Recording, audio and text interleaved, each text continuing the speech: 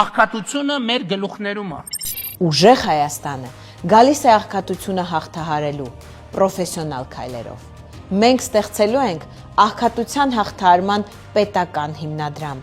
որի շնորհիվ հայ ընտանիքները սկսելու են ապրել արժանապատիվ եւ բարեկեցիկ կյանքով։ Ընդամենը մի քանի օրից Սամվել Կարապետյանի առաջնորդած ուժեղ Հայաստանում յուրաքանչյուր 5 հոգուց կազմված ծայրահեղ աղքատ ընտանիք ամեն ամիս կստանա 150,000 դրամ։ Եվ ես ասում եմ, այո, աղքատությունը մեր գլուխներում է։ Իսկ աղքատությունն այն մարդկանց գլխում է, ովքեր չեն կարողանում կառավարել երկիրը։